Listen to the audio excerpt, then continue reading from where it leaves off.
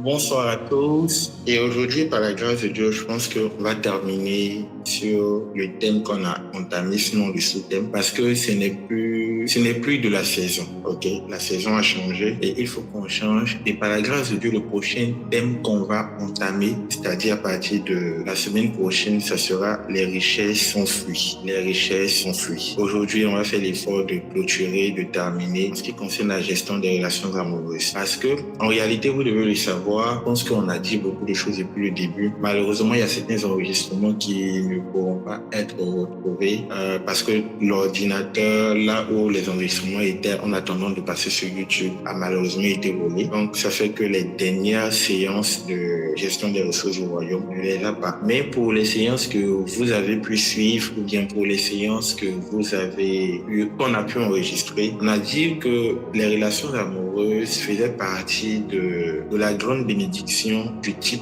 connexion. Lorsque Dieu veut bénir une personne, Dieu ne descend pas. Non. Maintenant même, c'est rare que Dieu envoie un ange pour bénir quelqu'un. Non. Même ton ange, même cet ange-là, quand il va venir, dans le cadre de la bénédiction, 80% de cas, j'ai envie de dire, Dieu crée une connexion. Et parmi ces connexions-là, il y a un fort taux qui passe par les relations amoureuses. Est-ce qu'on se comprend? Je veux dire à quelqu'un, ta relation amoureuse, la relation que tu as, ou bien celle que tu dois entamer, celle que tu comptes entamer est également une réponse de Dieu pour toi. Alors, de tout ce qu'on a vu aujourd'hui, on va faire la conclusion. Je vais peut-être vous laisser poser un peu de questions. Oui, on va faire ça, surtout sur vos inquiétudes, sur vos incompréhensions, sur vos préoccupations, et puis le Seigneur va nous aider. Attention, on n'est pas en train de parler du mariage, mais on est en train de parler de tout ce qui concerne la relation amoureuse, surtout la partie d'avant de rentrer dans le mariage. Amen, amen. Dans Luc chapitre 1, verset 26. Luc chapitre 1, verset 26. Luc chapitre 1, à partir du verset 26. Au 6e mois, l'ange Gabriel fut envoyé par Dieu dans une ville de Galilée appelée Nazareth, auprès d'une vierge fiancée à un homme de la maison de David, nommé Joseph. Le nom de la vierge était Marie. Père, nous te rendons grâce, nous te célébrons, nous te magnifions pour cette grâce que tu nous accordes, pour cette occasion, pour cette opportunité unique de venir dans ta présence encore ce soir, de t'écouter, de te parler, de communier avec toi, de recevoir des richesses par la connaissance. Nous te célébrons, Jésus. Papa, s'il te plaît, prends toute la place, que moi je sois effacé, que je sois juste un canal par lequel tu déverseras de ton eau de vie sur ton peuple, afin que ta bénédiction soit sur chacun, afin que ton esprit nous conduise et afin que ta main nous conduise jusqu'à la destination que tu as prévue. Gloire te soit rendue au siècle des siècles. Au nom puissant de Jésus-Christ, nous avons prié. Amen, amen, amen. Est-ce que quelqu'un peut me donner un bon amen, s'il vous plaît? Amen. On va interagir ensemble. Donc, si vous n'êtes pas peut-être dans les circonstances pour activer votre micro, réagissez par écrit, suivons ensemble s'il vous plaît. Alors ici, nous sommes dans un passage assez simple, une histoire que vous connaissez tous. Et par la grâce de Dieu, c'est à travers ce passage que le Seigneur veut nous parler pour faire la conclusion de ce thème, la gestion des ressources humaines. Ce thème, comme je le disais tout à l'heure, ça concerne notamment ceux qui ne sont pas encore entrés dans le mariage. Mais je pense que même vous qui êtes déjà dans le mariage, il y a une sagesse, une parole, il y a un code, il y a une révélation que le Seigneur pourra vous donner durant ce temps, durant cette séance. Ici, il est question au verset 26, il est question de l'ange Gabriel qui vient dans la ville de Nazareth et qui vient dans la maison de Joseph, là où Marie était. Enfin, il vient dans la maison de Marie qui était fiancée à Joseph. On va dire ça comme ça. Je disais tout à l'heure que les relations amoureuses font partie des bénédictions que Dieu envoie à ses enfants. Au-delà de ce que la société veut nous faire croire, au-delà de comment dire ça, des stéréotypes, au-delà des douleurs, des blessures que les gens ont encaissées, ont endurées, ou bien des présomptions que les gens ont, je peux vous assurer que les relations amoureuses font toujours partie des plans de Dieu, font toujours partie des moyens par lesquels Dieu va continuer de bénir son peuple. Même quand on lit la Bible dit, Jésus vient sur la terre, il vient mourir, il finit de mourir, avant de mourir même, il prêche la croix, en fait, il prêche le royaume et tout, il fait beaucoup de miracles, beaucoup de guérisons, il meurt, il ressuscite, il fait encore d'autres choses, beaucoup de choses. Et la Bible dit, il remonte. En fait, sur la croix, sur la terre, ici, il avait déjà dit, tout est accompli. Mais bizarrement encore, la Bible nous enseigne qu'il reviendra. Et cette fois-ci, il revient pour faire quoi? Pour chercher son épouse, pour aller faire les noces de l'agneau. Une manière en fait d'attirer notre attention sur l'importance du mariage, l'importance des relations amoureuses, l'importance des connexions amoureuses. Tellement que c'est important, même notre Sauveur n'en fait pas exception. C'est la forme ultime en fait de comment on dit ça, des connexions. C'est la forme ultime. Dans les connexions, il y a beaucoup de types de connexions. Il y a les connexions amicales, il y a les connexions professionnelles, il y a les connexions environnementales, c'est-à-dire vous êtes connectés parce que vous êtes dans le même environnement. Il y a les connexions spirituelles, il y a les connexions fraternelles même, je dirais, c'est-à-dire en ce qui concerne les connexions sanguines, frères et sœurs et tout. Mais en fait, de tout ça là, nous devons savoir que les connexions amoureuses sont les connexions les plus puissantes en termes d'accomplissement de destinée, en termes de réalisation, en termes d'atteinte d'objectifs divins. Est-ce que quelqu'un me suit jusque-là? Et c'est pour cela que vous allez voir que depuis un moment, surtout dans notre génération, le diable attaque beaucoup de projets, mais il y a pas un projet qui est plus attaqué dans la vie d'un être humain que le projet du mariage. Aujourd'hui, tu passes ici, on te dit non, il y a un esprit de famille chez vous. Tu passes là-bas, il y a un hôtel de famille. Tu passes ici, tu passes là-bas, il y a ci, il y a ça. Et tout cela, c'est quoi? On dit non, ils ont avalé le mariage de telle personne, ils ont enterré votre mariage en Canaries, ils ont fait ci, ils ont fait ça. Tout ça pour déstabiliser l'Église, tout ça pour déstabiliser les enfants de Dieu. Et même pour ceux qui entrent encore, on parle de beaucoup de choses. Non, tu as attaqué, ton mariage a affecté, on a enlevé la paix, on a enlevé la joie de ton foyer. C'est-à-dire même quand tu entres dans le mariage, tu n'es pas heureux, tu n'es pas si. Tellement de choses. Pourquoi? Parce que c'est l'une des connexions les plus puissantes que Dieu lui-même a établies. La Bible dit, regarde Adam et il dit, il n'est pas bon que l'homme soit seul. Je lui ferai une aide semblable. C'est une aide semblable que Dieu avait dit. Mais à quel moment Adam a su que être semblable, c'était pour épouser Ève? À quel moment? Parce que à partir d'un certain niveau d'aide, pour qu'une personne puisse t'aider à un certain niveau, dans le monde spirituel, il faut que cette personne-là, faut fusionner. La Bible dit, vous devenez une seule chair. Et là, on est en train de parler de Marie et de Joseph. C'est un passage que j'ai reçu. Et je me suis demandé, mais Marie et Joseph, ceux-là, mais ils ont vécu quel amour même. C'est quel bon amour ceux-là, ils ont vécu. Toute l'histoire là, c'était concentré sur Jésus. Et effectivement, toute l'histoire était concentrée sur Jésus. Mais est-ce que vous savez que c'était possible pour Jésus de rater le but s'il ne naissait pas par Marie qui était fiancée de Joseph? Quand on lit la Bible dit un enfant nous sera donné. Clair. Cet enfant qui nous sera donné, on a donné des descriptions de sa capacité, de son pouvoir, de son potentiel, de sa mission et de ce qu'il vient faire sur la terre. Très bien. Mais on donne un détail assez précis, un détail assez intéressant, intriguant. On dit que cet enfant-là, il va naître de Judas. Il va naître de qui? De Judas. Mais il ne va pas seulement naître de Judas, il va posséder le trône de David. Donc, c'est-à-dire qu'il devait être descendant de David. Mais la Bible dit, il y a une femme qu'on appelle Marie. Elle est lévite. Bon, Marie, tu es lévite. Lévi et puis Judas, là, ce sont des frères, on sait. Mais à quel moment les enfants de Judas sont devenus les enfants de Lévi? À quel moment les enfants de Lévi sont devenus les enfants de Judas? C'est en ce moment-là qu'on parle des connexions. Avec une relation amoureuse, bien établie, bien connectée, bien faite, comme il faut, tu peux posséder des grâces qui n'étaient pas initialement prévues dans ta lignée, qui n'étaient pas initialement prévues dans ton sang, qui n'étaient pas initialement prévues dans ta famille. Je ne sais pas si je parle à quelqu'un. De cette même manière-là, avec une relation amoureuse, tu peux entrer dans des combats qui n'étaient pas initialement prévus pour toi, qui n'étaient pas initialement dans ta famille, qui n'étaient pas initialement dans ton sang, qui n'étaient pas initialement dans ta lignée. Tout est question de à qui tu t'attaches. À qui tu t'attaches. La Bible dit, nous devenons cohéritiers de Christ. Parce que quoi? Christ est l'enfant de Dieu. Il est le Fils de Dieu.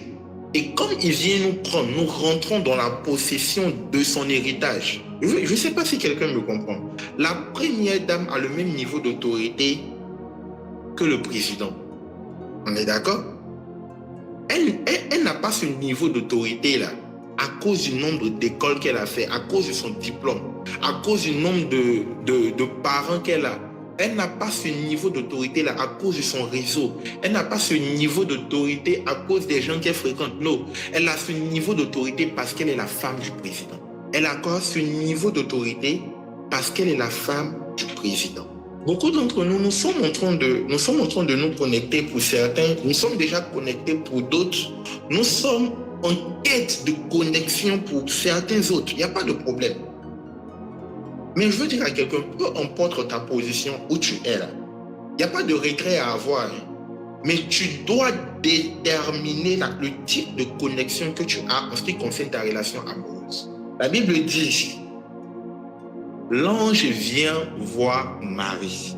Il vient lui parler. On suppose, il lui dit, bonsoir Marie, aujourd'hui tu es belle. Hein? Et puis la Bible dit quelque chose. La Bible dit, cette femme-là n'est pas intriguée par la présence de l'ange. La plupart des personnages de la Bible, lorsqu'un ange vient dans leur atmosphère, à leur rencontre, la première chose que l'ange dit, c'est n'aie pas peur, ne crains point. Mais la Bible dit, l'ange il n'a pas eu besoin de lui dire ça. Et plus encore, la Bible ne dit pas que Marie est intriguée ou bien elle est touchée ou bien elle est affectée, elle est inquiétée par la présence de l'ange. Non, la Bible dit que c'est la salutation que l'ange lui a adressée là, qui lui posait problème. La salutation. Ce qui sous-entend que d'habitude là, les deux se voyaient. Ou bien elle voyait des anges, elle les croisait, mais il n'y a pas un qui l'a une fois salué comme ça.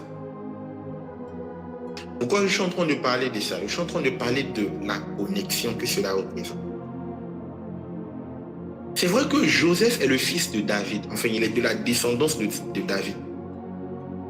Et Joseph, il est de la descendance de David.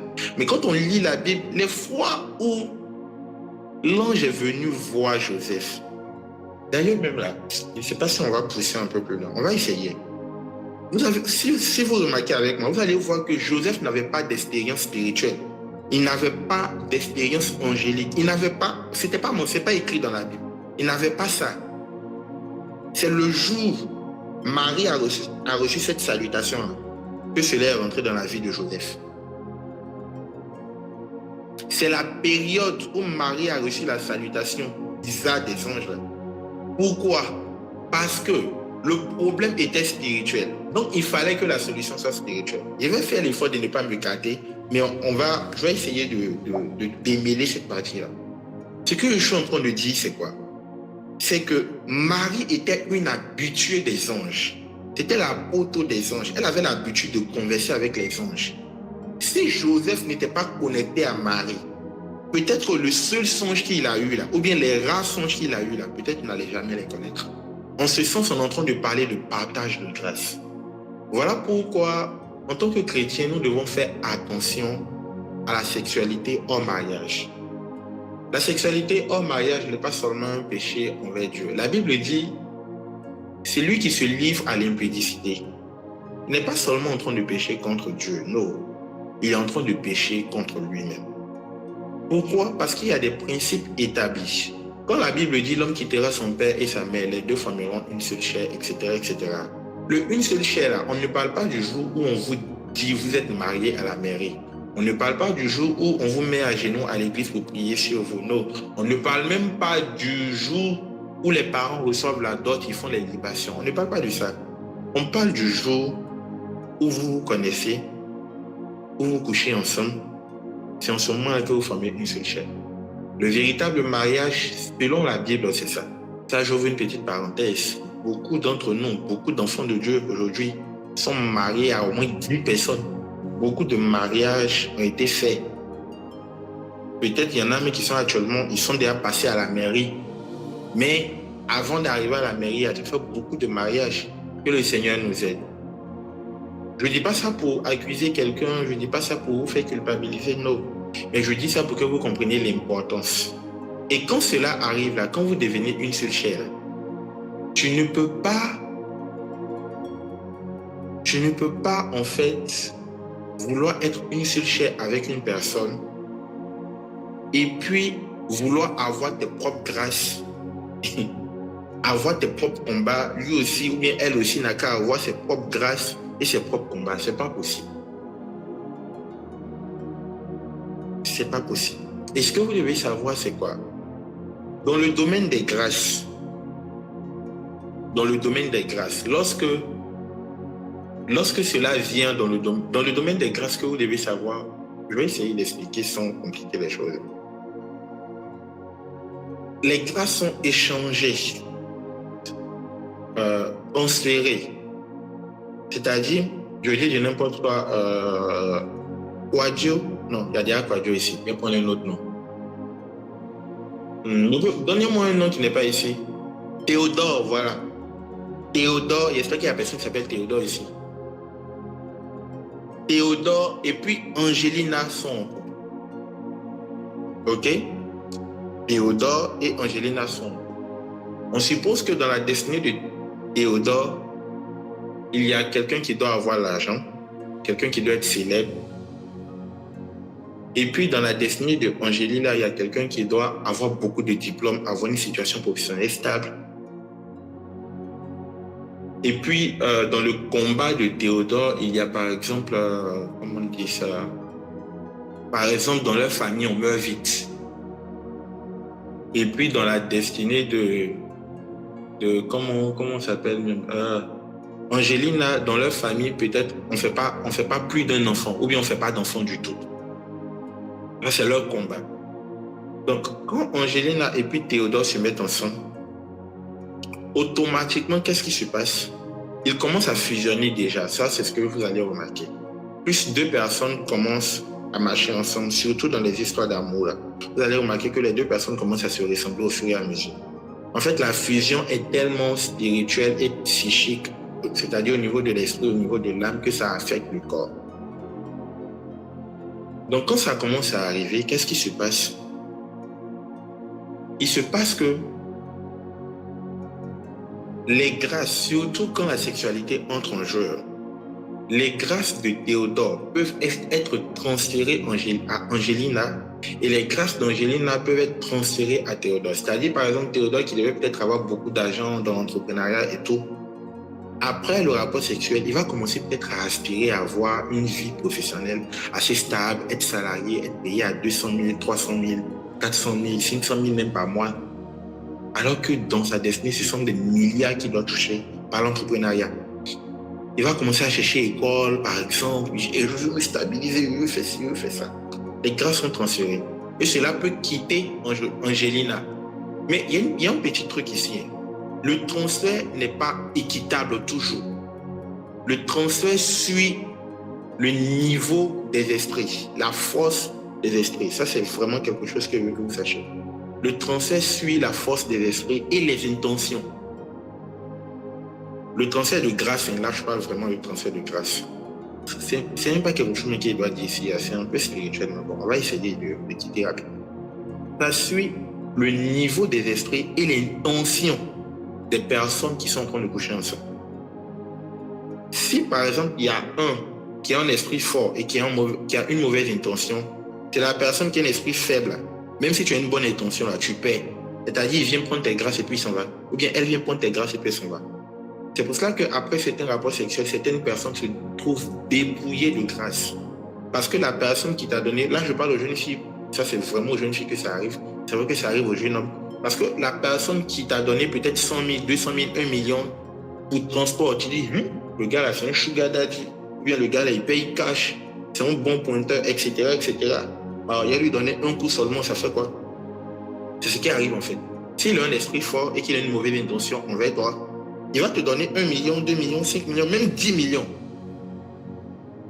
Et lorsque vous allez passer à l'acte, il va prendre ce qu'il veut et puis il s'en va.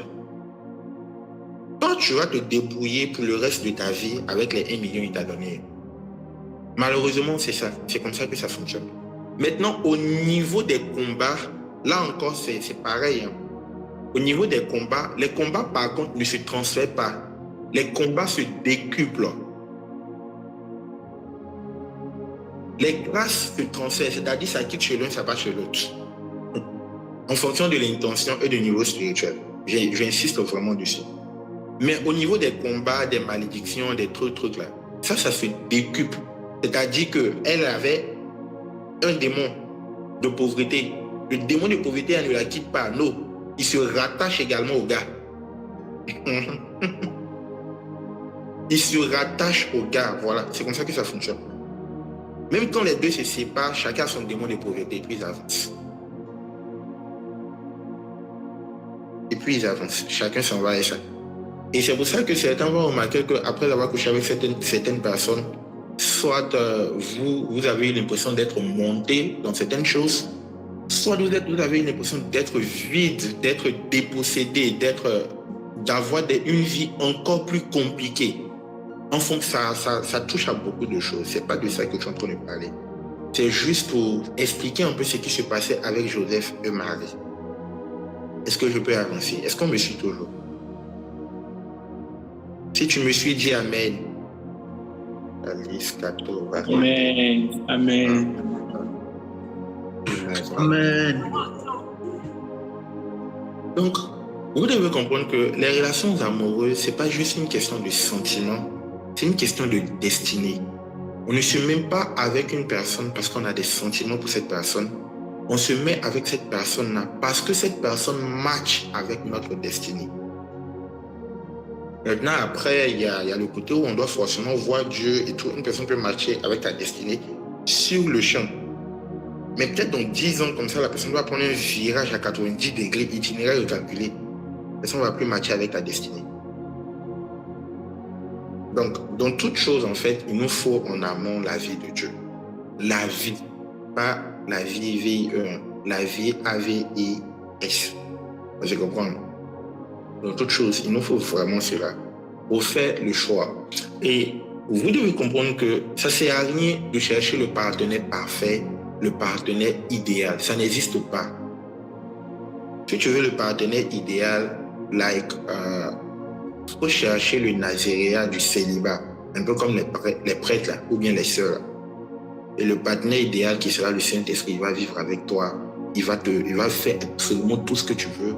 Si tu as fait absolument tout ce qu'il veut, et puis voilà, vous aurez une vie parfaite. Mais à part ça, là, il y a des gens, je veux une fille qui est métisse, qui a des cheveux bouclés, qui a des oreilles rondes, qui a des yeux bleus d'un côté, des yeux marrons de l'autre côté. C'est pas que ton genre est impossible à avoir. Non, c'est pas ça. C'est pas ça le problème. Le problème n'est pas que ton genre n'existe pas. Ton genre peut exister. Ou bien la go qui dit non, je veux un gars grand détail, il doit avoir la taille d'un basketteur. Quand il s'arrête à côté d'un poteau électrique, il doit pouvoir changer l'ampoule.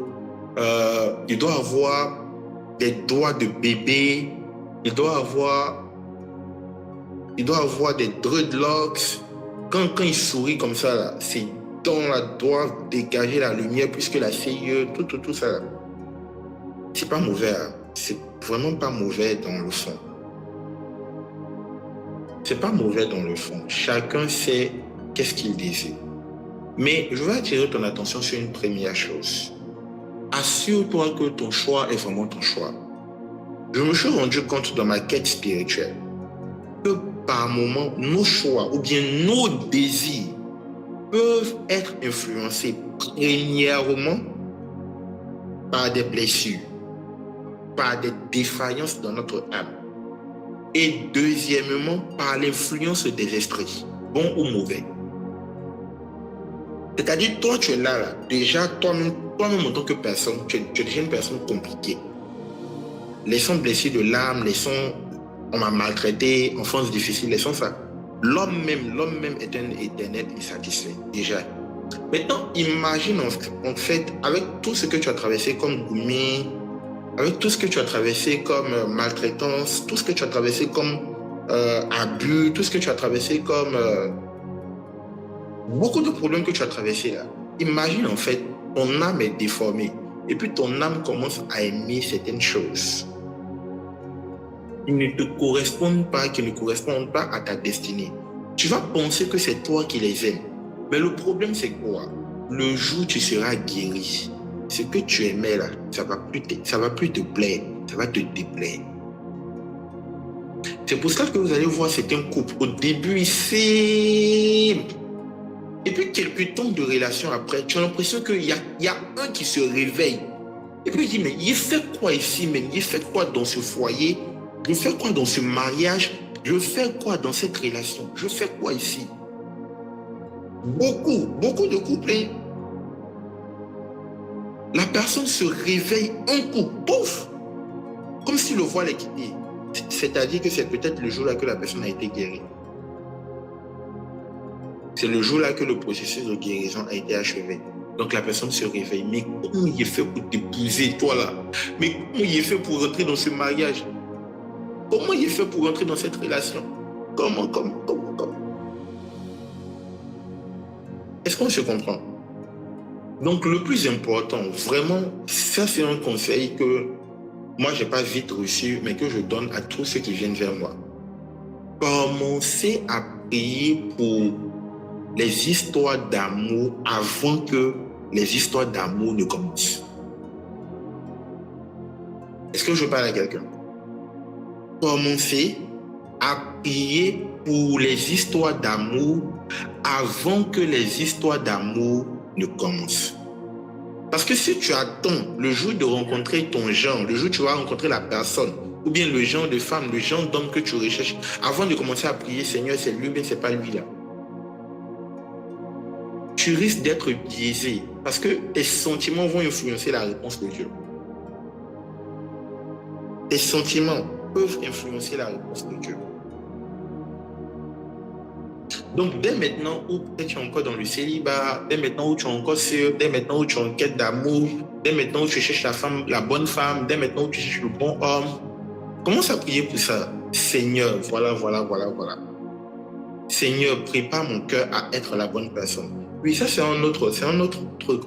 Beaucoup d'entre nous, nous cherchons la bonne femme, le bon homme. Mais est-ce que nous-mêmes là, nous sommes la bonne personne pour la bonne personne que nous cherchons? En vrai, est-ce que nous-mêmes, nous sommes la bonne personne ou la bonne personne que nous cherchons? Il y en a, Dieu a fait à certaines personnes la grâce d'avoir de bonnes personnes dans nos vies ou dans vos vies, mais à cause de vos mauvais comportements, à cause de nos mauvais comportements, on a transformé ces bonnes personnes en de mauvaises personnes. Et finalement, ces bonnes personnes sont devenues de mauvaises personnes et on dit que ces personnes-là sont de mauvaises personnes. Donc, on ne peut pas s'engager avec ces personnes ou bien on ne peut pas continuer avec ces personnes. Il y en a, Dieu t'a peut-être donné une bonne femme, donc tu te maries avec elle et puis à cause de ton mauvais comportement, elle est épuisée, elle est tellement épuisée que finalement, votre foyer devient un effet miroir. C'est-à-dire, c'est ce qu'elle te voit faire là, qu'elle commence à faire, sans réfléchir, automatiquement. Mais vous devez comprendre que là, je parle spécifiquement. Le problème de la femme, là, c'est le problème de la multiplication. Quelque chose que tu donnes à une femme, là, elle va former et puis déposer ça en paquet dans ta main. C'est vraiment une petite parenthèse. Donc, aux hommes mariés, s'il vous plaît, je ne suis pas digne de vous donner des conseils concernant le mariage, mais de grâce, travaillons pour l'intérêt de l'autre lorsque nous sommes dans une relation amoureuse. Beaucoup entrent dans une relation amoureuse avec la question de qu'est-ce que telle personne peut m'apporter.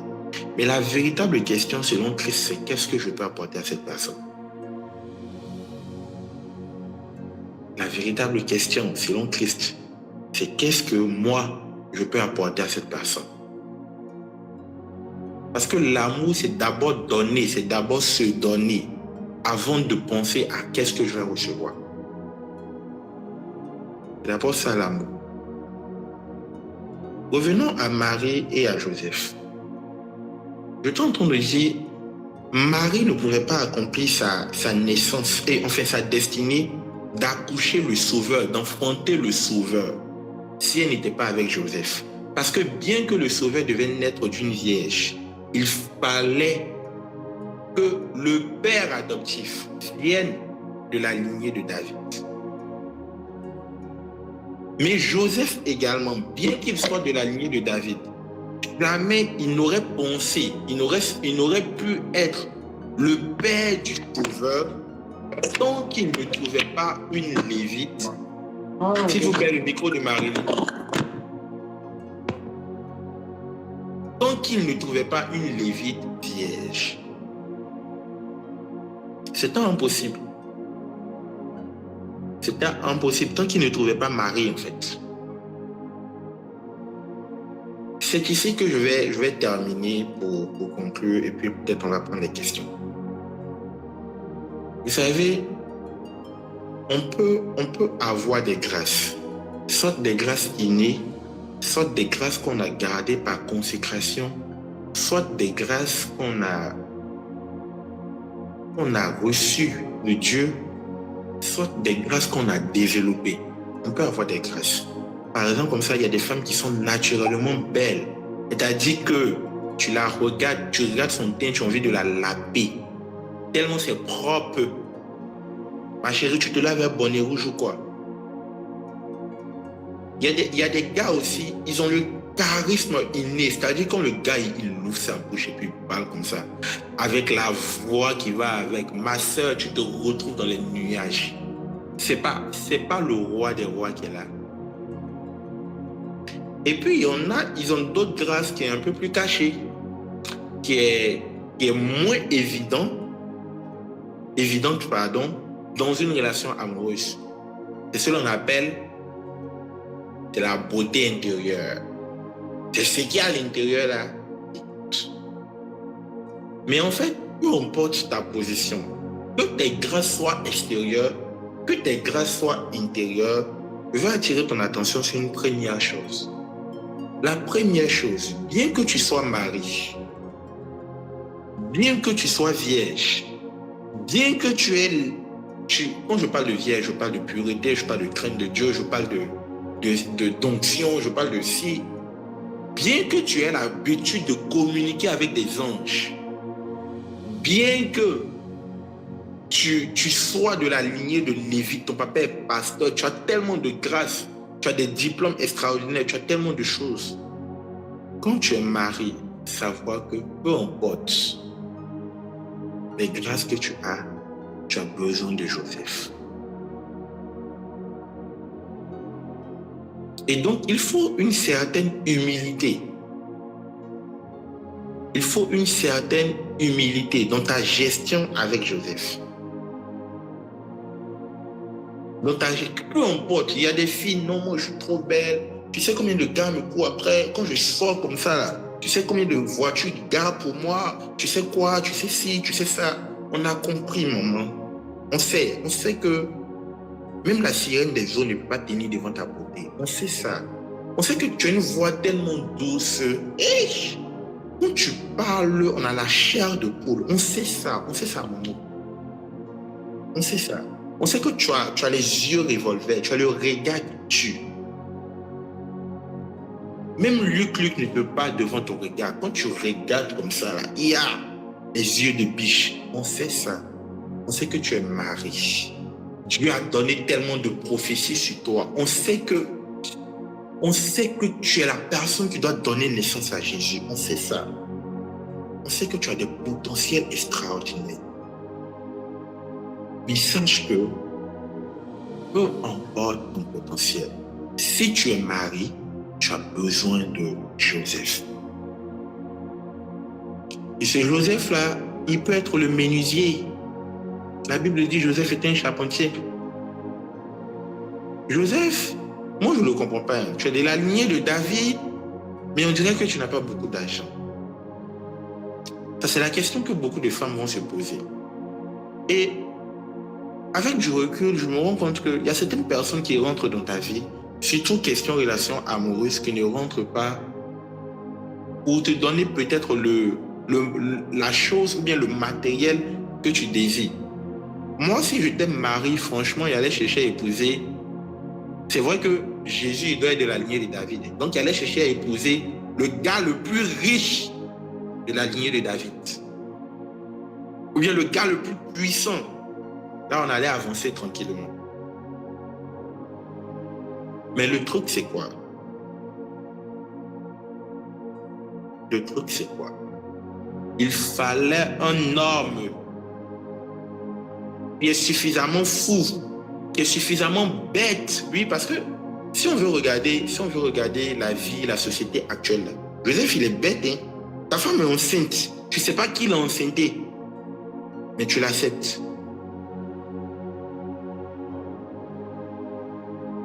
Est-ce qu'on se comprend? Si on veut regarder notre société actuelle, beaucoup d'hommes, nous allons refuser Marie. Beaucoup d'entre nous, on va refuser. Et ma chérie, là où tu as quitté ta grossesse, là, faut pas dire ça. Là d'où tu viens avec ta grossesse, là, faut aller chercher le copier. Marie aurait pu se trouver avec un homme riche, avec un homme puissant. Mais si ce n'était pas quelqu'un qui avait le cœur de Joseph, la destinée de Marie allait être parsemée de problèmes. Les femmes, nous devons faire attention dans le choix de notre conjoint pour ne pas se baser uniquement sur le matériel ou bien sur l'instant présent. Mais est-ce que celui que tu es en train de choisir, de toute façon, toi, tu as la destinée de Marie. Est-ce que lui, il a le caractère de Joseph? La personne, tu es en train de dire, il t'aime, moi aussi, il te l'aime, moi aussi, il te l'aime, moi aussi. Est-ce que de toute façon, toi, tu as la destinée de Marie? Est-ce qu'il a le cœur et le caractère de Joseph? Venez aux hommes. Venez aux hommes.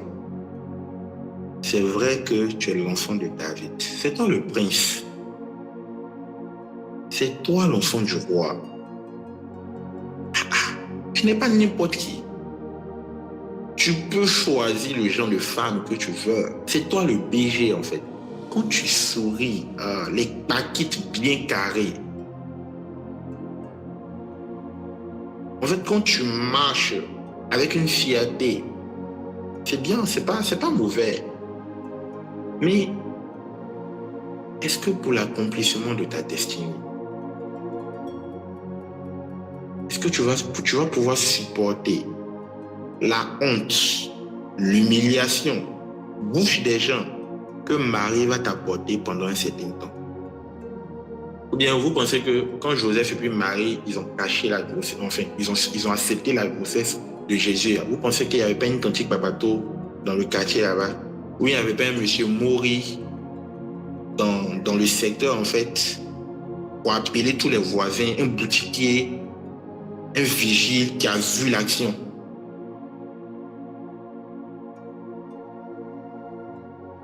Vous pensez que non? Dans le choix du conjoint, les gens vont parler, je vous assure. Tout le monde va parler. D'ailleurs, tout le monde va essayer de vous donner des conseils. Donc, comme c'est que moi je suis en train de faire, tout le monde va essayer de vous donner des conseils. Tout le monde va essayer de parler. Mais vous devez comprendre que dans le choix du conjoint, votre destinée est beaucoup plus importante que vos sentiments. Et même quand vous êtes déjà dans la relation, même quand vous êtes déjà dans le mariage, en tant que chrétien, le divorce n'est pas permis, sauf cause d'infidélité. Même cause d'infidélité, même à Jésus, encore il est revenu, dit en réalité, même pour infidélité, le divorce n'est pas permis. Mais c'est à cause de la dureté de votre cœur que Dieu vous permet, que la loi de Moïse, que Moïse vous permet l'infidélité, le divorce. C'est-à-dire, dans le plan de Dieu, le divorce n'a jamais été prévu. Jamais de la vie. À ce niveau-là, famille, à ce niveau-là, quand on est déjà dans la chose, on va vers Dieu, on demande de l'aide, ça c'est bien. Mais on travaille à toujours apporter vers l'autre. Parce que l'accomplissement de la destinée, je répète, l'accomplissement de la destinée, c'est ça la cause, c'est ça l'objectif, c'est ça la vision que Dieu avait lorsqu'il parlait du mariage. Il a dit, il n'est pas bon que l'homme soit seul. Je lui ferai une aide semblable. Une aide dans quoi? Dans la mission qu'il avait déjà donnée. Si tu as une mission, sache que tu as besoin d'aide. Sauf si peut-être toi, tu as fait un choix de naziria, de célibat, de vœu de chasteté à vie. Mais si ce n'est pas ton cas, sache que ton conjoint, c'est déjà pour une mission. Ta conjointe, c'est déjà pour une mission. Donc déjà, identifie la mission que tu as. Et en fonction de ça, regarde ton conjoint, regarde ta conjointe et travaillez vous deux à accroître vos capacités et vos potentiels. Travaillez vous deux à accroître vos capacités et vos potentiels. Mais attention, pour terminer, je ne suis pas en train de dire que tu n'as pas besoin, ou bien les sentiments ne sont pas utiles dans le choix du conjoint. Ma chérie, mon frère, surtout mon frère, une fille pour qui tu n'as pas de sentiments, même si elle correspond au genre de femme que tu veux, en tant qu'humain, il te dit il faut la bras, parce que tu vas faire souffrir la fille là. Et puis à chaque fois que dehors tu vas voir les gens manifester l'amour, toi ça va t'énerver. Maintenant, en tant qu'homme de Dieu et en tant que personne spirituelle, il faut aller vers Dieu. Et puis il faut lui dire Seigneur, tu es sûr que c'est elle que tu veux. Si le Seigneur dit oui, tu lui dis Seigneur, c'est toi qui crées le vouloir et le pouvoir. Tu as créé le vouloir, il faut créer le pouvoir. Je parle sérieusement.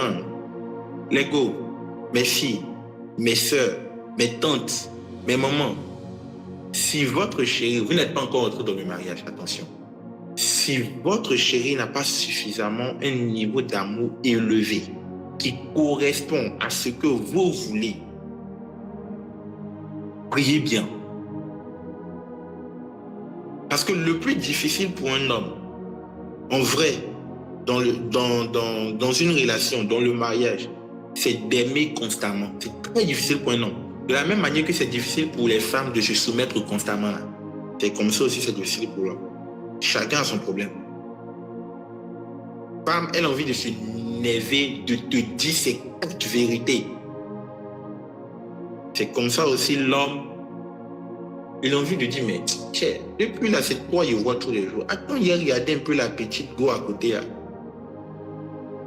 C'est pour cela que vous devez vraiment vous assurer que la personne qui entre dans votre vie, en tant que femme, vous devez vous assurer que cette personne-là a quand même, personne ne peut vous aimer comme Dieu.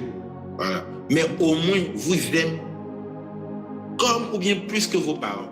Non, plus que ses parents. Peut-être même plus que comme vos parents, pourquoi pas. Mais plus que ses parents. Ça là, peut-être il dit ça devenir scandale un jour, mais il ne sait pas. Mais mes soeurs, mes filles, si un homme ne t'aime pas plus que ses parents, il faut avoir peur. Il faut avoir peur d'elle. Et il faut avoir peur. Si tu veux parler, tu veux parler d'eux, il dit mes parents, ma maman.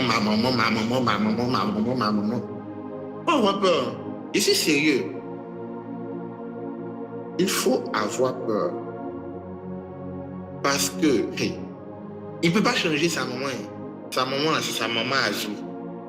Et attention, il ne parle pas de ceux qui sont déjà rentrés dans le mariage. Vous qui êtes rentrés dans le mariage, allez-y prier, Dieu va toucher le cœur de vos maris. Je parle de ceux qui ne sont pas encore rentrés. Je parle de ceux qui ne sont pas encore. Sinon, vous qui êtes rentrés, allez-y prier. On dit que tu te maries, soit tu as passé ton temps à adorer Dieu, soit tu as passé ton temps à faire combat spirituel. Ou bien choisir.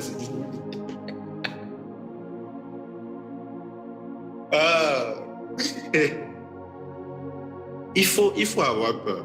En tout cas, c'est mieux vous allez aller prier. Priez bien. Faites association de femmes mariées. Vous allez prier pour le cœur de vos maris. Parce que je disais, sa maman, il ne peut pas la changer. Il n'a pas le choix. Il ne peut pas avoir deux mamans. Mais femme là, et si son cœur n'est pas bien attaché, surtout au Seigneur, ça peut changer, hein. Ça peut bugger même. Et à mes frères, quand tu veux rentrer dans une relation, une femme que tu ne peux pas influencer, je suis sérieux, hein, ça peut ressembler à de la misogynie, ça peut ressembler à un système patriarcal, ça peut ressembler à un combat contre le féminisme, etc. Les gens n'ont qu'à dire ce qu'ils veulent, mais mon conseil, c'est mon conseil. C'est ce que je donne. Ça, bon, peut-être que ça n'engage que moi, mais en tout cas, c'est un conseil gratuit que je vous le donne. Mais vous me faites déposer après, si ça vous sert. Ne rentrez pas dans une relation, n'épousez pas une femme que vous avez l'impression de ne pas pouvoir influencer. Vous savez pourquoi? Une femme, quand elle est amoureuse, là, mais excusez-moi, mes mamans, ne vous fâchez pas, mais elles deviennent ce qu'on appelle en Côte d'Ivoire quelqu'un qui est un peu toc-toc, quoi. Tu as l'impression que Gola n'a plus cerveau. Tu vois, elle n'a plus cerveau, hein. Au dehors, là, oh, elle a diplôme de réflexion, elle a master. Elle peut gérer tous les rembats de ses collègues, de ses amis. C'est elle que ses amis viennent voir pour donner conseil. Donc là, elle est très intelligente. Mais si en amour, elle vient, surtout dans le début de relation, ou bien dans le cas où vous êtes en train de vous marier là, et puis tu as l'impression que tout ce que tu dis là, Gola veut dire autre chose. Frère sang, faut faire attention. Encore une fois, je parle pour les personnes qui sont encore mariées. Vous qui êtes déjà mariés, allez-y verser, allez-y prier sur une onction. Vous allez oindre la tête de votre femme. Mais que tout esprit n'obéit pas. Voilà, vous chitassez, vous faites délivrance. Vous avez compris? Vous priez sur une onction, jeûne prière. C'est fini, hein? Ne venez pas embêter les filles ici. Intercédez fort, merci Anna, la belle. Priez sur une onction, faites jeûne et prière, jeûne 3 jours, 7 jours. Qu'elle dort là, vous baissez sa tête. Vous voyez comment nos mamans, quand tu dors avant, là, elle asperge beaucoup d'eau bénite sur toi. Voilà, c'est une onction. Tout esprit de têtu, tout esprit qui n'écoute pas qu'on lui parle, tu brises ça, je brise au nom de Jésus. Sinon, là-bas, ça, c'est déjà gâté. Mais, plus sérieusement, quand tu veux te mettre avec une femme, et puis tu ne vois pas en elle d'admiration pour toi, je ne parle pas de t'aduler, de devenir son Dieu, non. Mais en fait, vous voyez, les filles là, quand elles font de toi, elles ont une manière de te regarder. Et t'as vu, non, tout ce que tu dis là, ça la fait vibrer, tiens. Pourtant, tu dis rien de bon, hein. Souvent, tu veux raconter une blague même qui ne fait pas rire, mais la voilà en train de rire, jusqu'à ce qu'elle se traîne par terre. Ça ne fait pas rire. Nous, tes amis, quand on entend ça, on dit, mais lui, il dit quoi même? Lui, il dit quoi même? Mais quand elle te regarde, elle dit, hé, mon mari là-dedans, hé, mon chéri là-dedans. Et puis, elle tourne sa tête comme ça. On te merci, on dirait qu'il a passé. Si tu ne vois pas une certaine admiration, tu ne vois pas une certaine inclinaison de son cœur envers toi, surtout envers ta personne, bien prier, vrai. Bien prier. Ça, c'est un conseil que je donne vraiment à mes fils. Une femme que tu veux marier et tu as l'impression que tu ne peux pas lui donner une éducation, il y a un problème. C'est vrai qu'elle a été éduquée, ses parents lui ont donné l'éducation, son église, son école et tout. Mais la femme a cette capacité d'adaptation que nous, les hommes, on n'a pas. Donc, quand elle arrive dans un endroit, là, ou bien qu'elle est avec quelqu'un, elle commence à prendre de cette personne. Elle commence à prendre de cette personne. Elle commence à s'adapter à cette personne parce qu'elle l'aime. Tu vois que ce côté, c'est bizarre. Il y a une de mes filles, quand elle parle, elle dit c'est B. Quand tu vois que c'est B là, frère sang, faut commencer à prier. Il faut la braille. Bon, tu peux la braille, mais imagine aussi si c'est ton épreuve qui est là. Imagine en fait, c'est l'épreuve par laquelle tu dois passer. C'est le désert que tu dois traverser avant de rentrer à Canaan. Et puis tu la brailles aussi. Ah, tu vois? Tu sors sans, ça te laisse. Donc, prier. En tant que chrétien, notre solution à tout, là, c'est d'abord la prière. Même si on va chercher d'autres solutions à côté, c'est d'abord la prière en tant que chrétien. Dès qu'on a un problème, là, on rentre dans le prier sans cesse. La prière. Maintenant, imagine, toi, tu es un homme et tu veux te marier, tu n'aimes pas prier. Tu vois comment tu n'es pas trop intelligent. Non? Tu veux te marier, tu sais que tu veux te marier. Tu veux marier une bonne femme, et puis tu ne veux pas prier. Tu veux la choisir avec tes yeux. Est-ce que tu vois un peu comment genre, c'est bizarre, non? Tu veux te marier, tu veux une bonne femme. Tu veux pas une go qui va te faire du sale, qui va te faire du mal, mais tu veux pas prier. Ah, tiens. Présent. Et c'est moi juste Satan, hein. Il t'a envoyé la bébé gâtée de notre association. Hein. Celle qui est jolie à l'extérieur, mais qui est pourrie dedans. Hein. Elle y est envoyée. Et tu n'es pas trop intelligent, donc on va t'aider. Pour dire, peu importe ta position, quand tu es chrétien, sache que les relations amoureuses sont beaucoup combattues par le diable. Tu ne peux pas vouloir faire un bon mariage. Pour ceux qui sont dans le mariage, pour ceux qui sont hors du mariage, en tant que chrétien, tu ne peux pas vouloir un mariage heureux et puis ne pas ajouter la prière à l'équation. C'est ne pas être intelligent. Tu ne peux pas, c'est pas possible. Ça n'existe pas. C'est mieux, non? Tu abandonnes la chrétienté, c'est mieux, tu abandonnes la vie spirituelle. Et puis tu deviens un gars de l'allée, voilà, là comme ça, tu jettes ta go avec tes émotions, avec tes sentiments. Tu peux pas. Et pour les hommes mariés, il va arriver des moments où vos femmes vont tellement vous énerver. Vous n'aurez pas le droit de parler. Je parle par rapport au couple que je coach, que Dieu me donne la grâce de coacher. C'est vrai qu'ils sont arrivés là-bas. Mais parfois, là, la solution, c'est de rentrer dans la présence de Dieu. Qui Seigneur, la fille que tu as placée à côté de moi, là, elle est en train de chauffer mon royaume. Et ça se gâte ici. On prépare, nous tous on manger. Hein. Le Seigneur va t'apaiser. Il va te dire, en réalité, par exemple, il te dit, en réalité. En fait, elle est énervée. Elle est en train de crier sur toi parce que tu as déposé ton habit ici. Ce n'est pas ton habit le problème. Hein. C'est parce que quand tu es rentré là, elle voulait que tu l'embrasses sur le front. Toi, tu l'as embrassé sur la joue. Elle voulait que tu embrasses sa bouche. Toi, tu as embrassé son front. C'est pour ça qu'elle est fâchée. Bon, imagine, tu n'es pas un homme de prière. Tu n'as pas de don spirituel. Tu n'es pas prophétique. Comment tu vas deviner les pensées de ta chérie? Comment? Tu sais pas que les femmes là, elles aiment qu'on lise dans leurs pensées.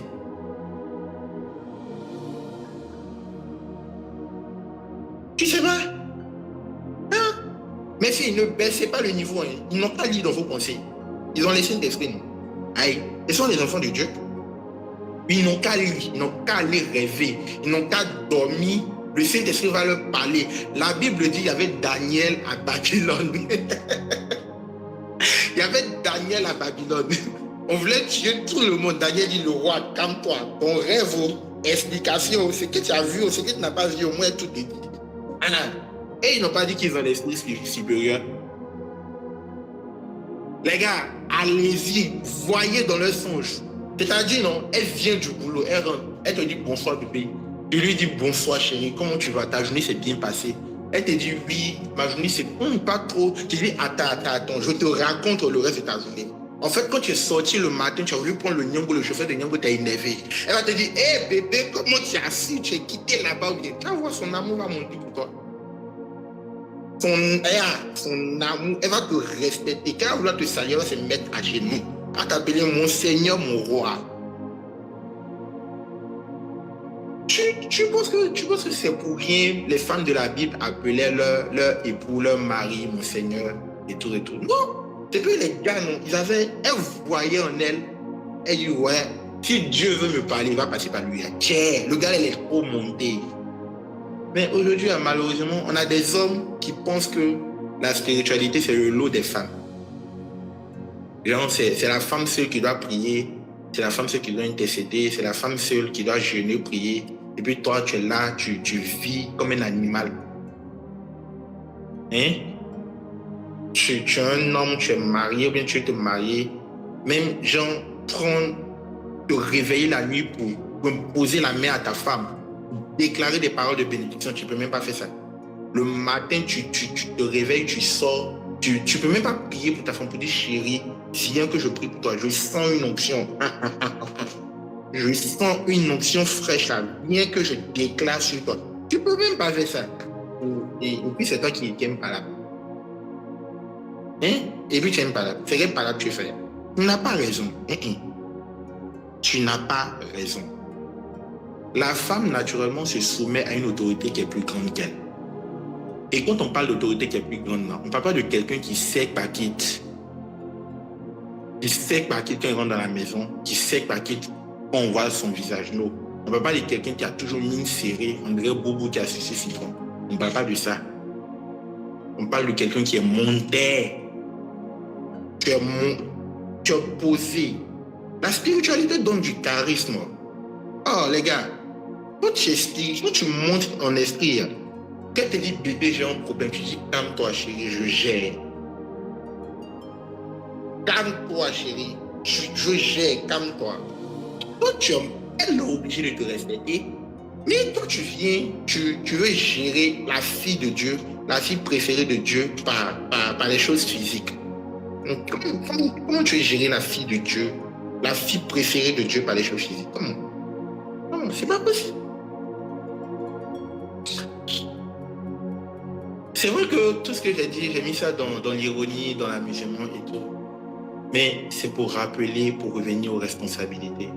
Quand il s'agit des relations amoureuses, quand il s'agit des choses qui touchent au couple, quand il s'agit des choses qui touchent à deux corps qui forment une seule chair, il y a une destinée derrière. Et quand le diable attaque des couples, quand le diable attaque des foyers, quand le diable attaque des mariages, quand le diable attaque des relations, le but n'est pas vous deux. Il s'en fout de vous deux même. Vous devez savoir ça. Il s'en fout du fait que, je dis n'importe quoi, Annabelle soit avec Steven. Le diable s'en fout de ça. Le diable a peur de la destinée que Steven et Annabelle pourraient enfanter s'ils se mettent ensemble dans une atmosphère de paix. C'est de ça que le diable a peur. Et sinon, ils s'en foutent. Oh, Annabelle qui fait quoi avec... Non, c'est pas ça son problème. Il a peur de ce qui pourrait sortir de leur union, de leur vie de prière, de leur entente, de leur communion, de leur joie, de leur paix. C'est de ça que le diable a peur. C'est de ça que le diable a peur. Et quand tu es un chrétien averti, un enfant de Dieu averti, tu comprends que tu ne te maries pas pour toi seul. Non, tu ne te maries pas pour faire plaisir à la société. Non, tu ne te maries pas parce qu'on dit tu as l'âge de te marier. Non, tu ne te maries pas parce que tes camarades sont mariés. Non, tu te maries pour accomplir une destinée. Tu te maries pour impacter cette terre. Tu te maries pour que le royaume de Dieu avance. C'est pour ça que tu te maries. Maintenant, pour que ça puisse réussir, là, il faut que toi-même tu aies une nature. Tu aies une stature. Ta femme aussi, une nature, une stature. Ton homme aussi, une nature, une stature. Et vous deux, vous mettez cela ensemble par vos caractères, par votre vie de prière, par votre cohésion, par votre harmonie. Vous mettez par vos potentiels, par votre travail, par votre vie professionnelle. Vous mettez tout ça ensemble et puis vous donnez un boum. C'est de ça qu'il s'agit, enfant de Dieu. Je prie que le Seigneur fasse grâce à chacun d'entre nous. Pour ceux qui ne sont pas encore mariés, je prie que le Seigneur vous fasse grâce de trouver la personne qui vous correspond. Et même s'il y a eu des erreurs dans le passé, s'il y a eu des complications dans le passé, s'il y a eu des déformations dans le passé, que le Seigneur, dans sa grâce, vous instruise. Il vous donne des orientations précises sur le prochain pas à prendre dans le nom puissant de Jésus. Vous qui êtes déjà dans un mariage, dans un foyer, vous qui êtes déjà mariés, qui avez peut-être déjà des enfants, je prie que la grâce de la gestion, la grâce que le ciel a pour gérer la terre, la grâce que Dieu accorde à des personnes, à des entités, pour gérer des choses compliquées, qui vous accorde cette grâce-là, qu'il ouvre vos yeux afin de voir précisément et réellement là où il est en train de mener votre vie. Je prie qu'il éloigne de vous tout ennemi de votre destinée dans le nom puissant de Jésus. Est-ce qu'on peut parler à Dieu en 2 minutes rapidement? Est-ce que quelqu'un peut commencer à prier soit pour son mariage, soit pour sa relation, soit pour son foyer? Tu vas commencer à prier, tu vas monter en esprit, les bras d'Oskifa'a. Merci Saint-Esprit. Merci Jésus, car tu envoies ta grâce maintenant localiser des personnes. Car tu envoies des entités, des esprits, des anges qui soutiennent les relations, qui orientent, qui font avancer les choses, qui emmènent la paix, l'harmonie et la conviction dans les décisions. Et Vélis que paro paranda la kistata. Je prie à cet instant que toute atmosphère dans vos relations qui proviennent de Dieu, dans des relations qui sont basées sur Christ, que toute atmosphère qui combat vos relations, maintenant soit dissipée dans le nom puissant de Jésus-Christ. Je décrète la faveur du ciel. Je décrète la faveur du ciel. Je décrète la faveur du ciel pour vous qui étiez fatigués dans vos relations. Maintenant, une nouvelle grâce vous est accordée. Une nouvelle grâce vous est accordée. Une nouvelle grâce vous est accordée. Un nouveau cœur, un nouvel esprit, une nouvelle force, afin d'aimer, afin de vous soumettre, afin de vous donner, afin d'accomplir ce que Dieu a prévu pour votre relation. Je décrète et je déclare pour toutes les personnes qui étaient dans le flou, qui étaient dans la confusion, qui ne comprenaient pas, qui ne voyaient pas le bout, je décrète maintenant que la pensée de Dieu s'expose à vous, que la pensée de Dieu s'expose à vous, pas une pensée biaisée par vos humeurs, pas une pensée biaisée par vos blessures, pas une pensée biaisée par vos attentes, mais que la pensée divine s'expose à vous, qu'une orientation claire et précise vienne dans le nom puissant de Jésus-Christ. Je décrète et je déclare, vous qui étiez combattus par des autels, vous qui étiez combattus par des esprits, vous qui étiez influencés, afin de ne pas rentrer dans cette grâce du mariage, que ce soit des hommes, que ce soit des femmes, je déclare maintenant qu'un conseil se tienne dans les cieux en votre faveur. Un conseil se tienne dans les cieux en votre faveur. Un conseil se tienne dans les cieux en votre faveur. Dans le nom puissant de Jésus-Christ, vous entrez dans cette grâce. Vous entrez dans cette grâce. Vous entrez dans cette grâce. Vous entrez dans cette grâce. Je déclare et je décrète pour toute personne qui étiez ou bien qui êtes dans de mauvaises relations, qui êtes dans des relations qui vont détruire votre destinée, qui vont vous empêcher d'accomplir la volonté de Dieu, qui vont vous empêcher de rentrer même au ciel.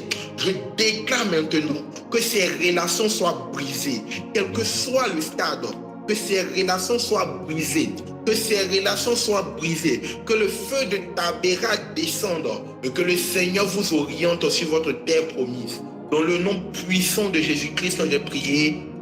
Amen. Amen. Amen. Que Dieu vous bénisse abondamment. Comme je disais, c'est la dernière séance en ce qui concerne le thème de la gestion des relations amoureuses. Certainement, le Seigneur va nous faire d'autres grâces parce que tous les jours, il y a affaire d'amour là. Donc, on aura le temps de revenir dessus quand le Seigneur va nous redonner encore le tempo. Est-ce qu'il y a des personnes qui ont des questions rapidement? Je pense qu'il n'est pas encore 23h, donc on peut surfer en 10 minutes, 15 minutes. Est-ce qu'il y a des personnes qui ont des questions? Posez vos questions, soit par écrit, soit vous activez vos micros. Posez vos questions, allons-y. Il y a Marilyn qui dit, concernant le mariage, est-ce que ça revient à l'homme ou à la femme de donner le bonheur à l'autre?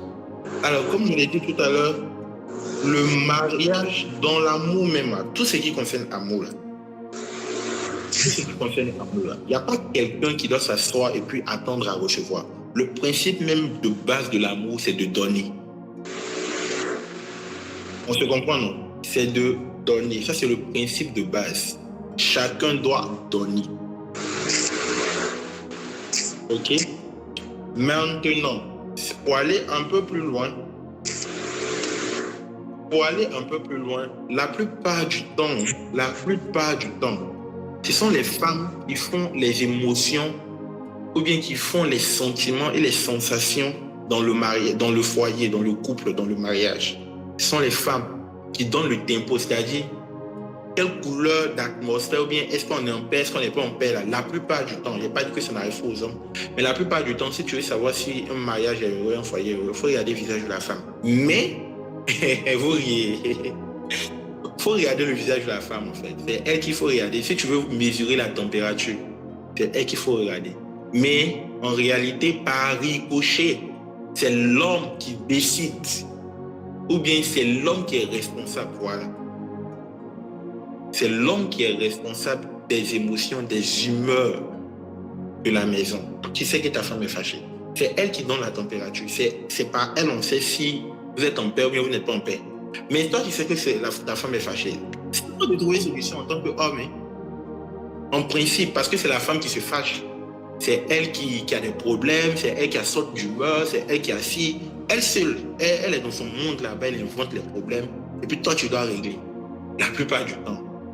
Donc, pour répondre simplement, premièrement, dans le couple, dans l'amour, dans le foyer, on vient pour donner d'abord. On ne vient pas pour recevoir. D'abord, on vient pour donner. Peu importe qui tu es, que tu sois la femme, que tu sois l'homme, on vient pour donner d'abord. Tu donnes de toi, de ton temps, de ton argent, bref, tu viens pour donner d'abord. Maintenant, en deuxième lieu, la température, c'est-à-dire au niveau des émotions et tout là. Dans le foyer, on mesure ça sur la femme. Mais c'est l'homme qui peut chauffer ou refroidir. Je ne sais pas si j'ai répondu à ta question. Est-ce qu'il y a une nuance entre les humeurs et les caprices? Oui. Et oui, déjà, humeur, caprice là. Et permettez-moi d'expliquer un petit truc. Vous devez savoir que la femme, il y a minimum 4 personnes qui vivent dans une femme. Il n'y a pas des esprits, il n'y a pas de démons, il n'y a pas d'anges, il n'y a pas de Saint-Esprit. Une seule femme, elle a au moins 4 visages, normalement. Parce que dans le mois, elle passe à 4 états. Bon, les hommes mariés, là, on va parler de ça après. Vous les gars qui vous... Il y a un qui dit 8, ok. En tout cas, il y a dit minimum, elle a 4, minimum. Parce que dans le mois, là, chaque semaine du mois annonce un état. Il y a sa période de menstruation, il y a sa période de fécondité, enfin ovulation, il y a sa période de follicule, il y a 4 déjà, il y a déjà 4. Donc ça là, ça peut faire les humeurs et puis ça peut faire les caprices d'abord. Il faut laisser même à faire de... Elle est matérialiste, elle est possédée, elle est... Il faut laisser ça d'abord. Une femme normale là, elle a ses 4 étapes là, chaque mois. Chaque mois, c'est pas genre... Et maintenant, si elle aussi, c'est une fille ou bien c'est, je ne sais pas, c'est quel genre de femme qui a soulevé. Il y a les 8 là qui vont s'ajouter dessus, comme ce que Owen a dit. Donc, Owen, toi, tu as soulevé, c'est qu'il y a 8 visages. Ok, c'est bien. Les 8 visages d'Ama. Ok, c'est très bien. Elle va te trouver là-bas. Moi, au moins, il y a juste lui, ce que tu as écrit. Donc, voilà. Ça fait qu'elle a des humeurs en fonction de son état. Et puis, les caprices qui vont avec. Maintenant, c'est quoi la différence entre les humeurs et les caprices? Les humeurs, c'est son état émotionnel qui est dû la plupart du temps aux hormones. Les humeurs, c'est son état émotionnel qui est dû la plupart du temps à ses hormones. C'est-à-dire, comment les trucs se mélangent en elle là. C'est ça qui dit si elle est contente ou si elle n'est pas contente. Il y a des jours comme ça, elle était en train de rire le matin, le soir, elle a commencé à pleurer. Il y a des jours aussi, vers minuit, avant d'arriver à minuit, à 23h, elle ne parle pas à quelqu'un, elle n'a pas envie de parler. Maintenant, à 3h du matin, elle se réveille en train de tout nettoyer dans la maison. Elle est chaude. Elle a beaucoup de force. Et puis, j'ai envie de lui demander, mais c'est pas toi qui pleurais tout de suite là? Frère, c'est un mystère que Dieu n'a pas permis à l'homme de comprendre. Donc, on continue de réfléchir dessus. Donc, elle a ces 4 étapes là. Maintenant, bon, j'attire, je fais une petite parenthèse, mais mes filles, mes soeurs, mes mamans, je sais que c'est biologique, c'est naturel, mais tiens, gérez-vous. Les hommes aussi ont été accouchés par des gens. Eux aussi, ce sont des enfants des gens. On ferme la parenthèse. Donc, voilà les humeurs. Maintenant, les humeurs peuvent engendrer des caprices ou pas, c'est pas forcé. Mais les caprices, c'est plus exprimé par des envies, ok? Par des envies. En fonction de certains humeurs, par exemple, qu'elle est dans la joie, qu'elle est dans le stade de l'énergie, de la joie et tout. Elle a des caprices, elle a envie de t'emmerder, de faire ci, de faire ça, de t'énerver et tout. Ou bien qu'elle est dans sa période d'ovulation aussi, ça aussi ça arrive. Et voilà, ça aussi ça arrive. Donc, elle a des caprices la plupart du temps dans ces deux moments-là. Oui, tout ça là est dedans. Donc voilà, pour répondre un peu, les caprices, ce sont les envies qu'elle manifeste à ton niveau. Dans le but la plupart du temps de t'emmerder, de se sentir aimé, de se sentir désiré, ça c'est vraiment, voilà, c'est un truc de ça. Je sais pas, est-ce que j'ai répondu ou bien est-ce qu'il y a d'autres questions? Mais il y a des hommes qui font caprice aussi, hein, qui font bébé gâté. Il y en a, c'est parce que ce sont des garçons princesses. Il y en a aussi, c'est juste pour montrer un moment ou l'autre leur amour, voilà. Mais les garçons princesses là, même. Gérez-vous. Gérez-vous. Ok? Commencez à prier pour votre délivrance.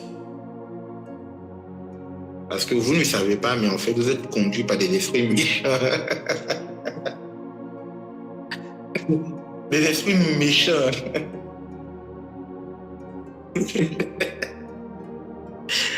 Alors, est-ce qu'il y a d'autres questions? S'il y a d'autres questions, allons-y rapidement. Oui, ouais, vas-y. Posez vos questions ou bien ouvrez votre micro, écrivez, peu importe. Bonsoir famille, bonsoir dans l'esprit commentant. Moi j'ai deux questions. Bon, la première, je rebondis sur ce que vous venez de dire. Donc en gros, est-ce que dans une relation, je ne parle pas en termes de mariage, une relation amoureuse, il serait bien de connaître en fait le cycle menstruel de sa femme de base? Ça c'est la première.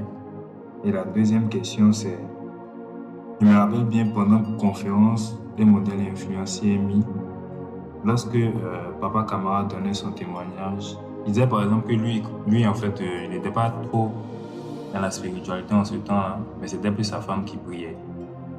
Et lui, il était là pour se démerder, chercher à faire que le business en fait marche et tout. Bon, dans cette... Bon, actuellement maintenant, où nous sommes, vous savez que souvent, l'homme a beaucoup d'occupations ou a beaucoup de choses à gérer. Pas parce qu'il n'est pas spirituel, mais comment dans ce cas-là, ça se passe en fait? Vu qu'il a beaucoup de choses à faire dans la journée, il a des choses à faire le soir et tout, mais il trouve un peu de temps en fait pour pouvoir gérer sa famille. Comment ça se passe en fait pour élever encore le niveau, pour mieux gérer la famille? Et ce que vous avez dit par rapport à la spiritualité. D'accord. J'aime bien tes questions. Alors, la première question, je réponds par l'affirmatif. Non, plus que ça même, je réponds par l'impératif. C'est-à-dire que c'est obligatoire. En tout cas, ça, c'est vraiment pour mes enfants. Hein. Sinon, pour les autres, c'est pas grave, débrouillez-vous. Mais pour mes enfants hommes, pour les gars autour de moi, vous devez connaître, vous devez maîtriser, si c'est possible, même mieux qu'elle. Je sais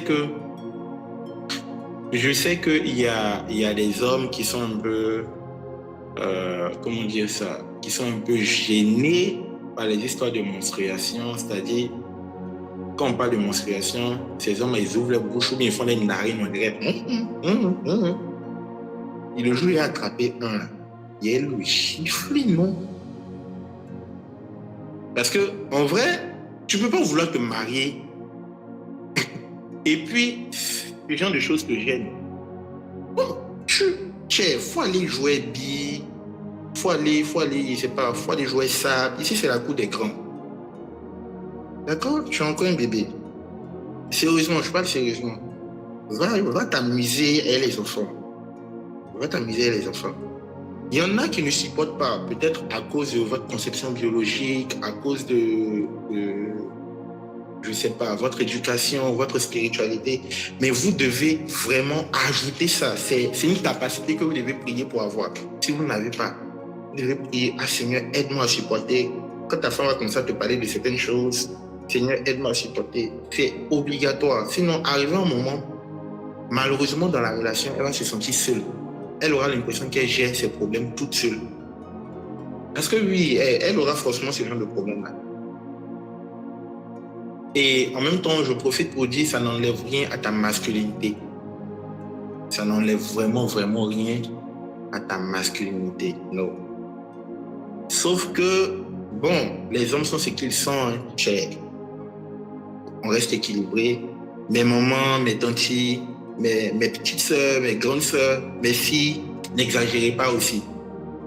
Chacun doit connaître son homme, ce qu'il peut supporter, ce qu'il ne peut pas supporter. Il y a un dosage. Par exemple, comme ça, il y a des hommes qui sont tombés, qui se sont évanouis dans la salle d'accouchement.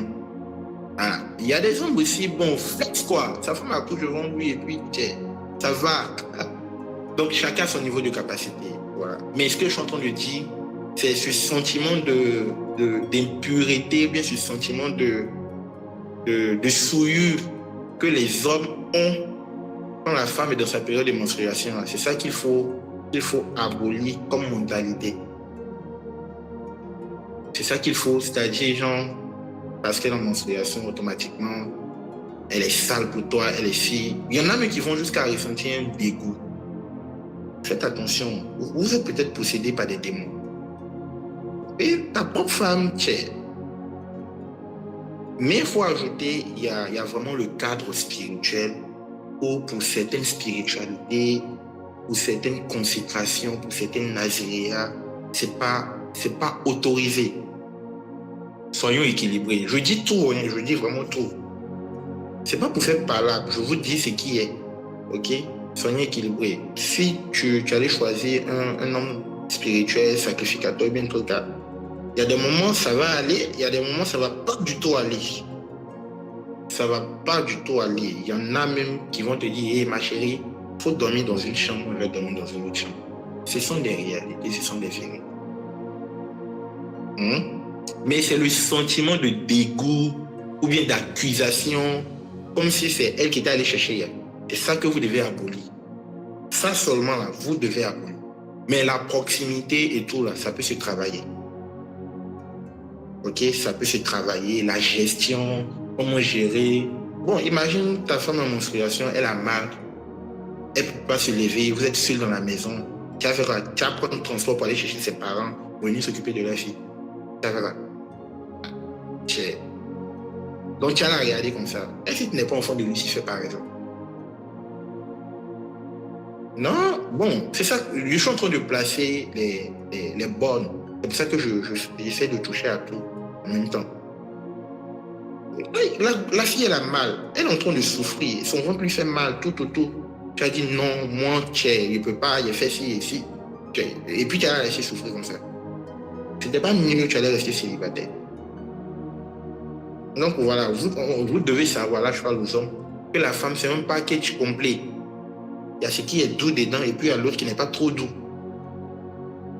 Amen, amen. C'est un package complet. On ne prend pas une partie qui nous arrange pour laisser l'autre partie qui ne nous arrange pas trop là. Donc oui, pour répondre à ta question, il faut vraiment chercher à maîtriser, à connaître. Il faut même, plus que ça, il faut anticiper. Tu vas augmenter son amour pour toi. Il faut anticiper. Celle-là, par exemple, de toute façon, elle commence à avoir bouton sur son visage. C'est que dans 2 jours, dans 3 jours, on va recevoir des étrangers. Donc tu commences à te préparer les choses qu'elle supporte, les choses qu'elle ne supporte pas, les choses qu'elle aime, les choses qu'elle aime. Tu commences à... C'est la façon 2 jours là, elle est contente, elle saute dans la maison là. C'est que dans peu de temps là, il y a les tontons rouges là qui arrivent. En fait, c'est comme ça en fait. Tu dois anticiper en tant qu'homme. Mais c'est pas bien de délaisser sa femme, sa chérie, dans cette période-là. C'est pas bien. Faut qu'on se dise la vérité. C'est un être humain. Tu l'as marié, c'est enfant des gens, tu l'as marié. C'est pas bien.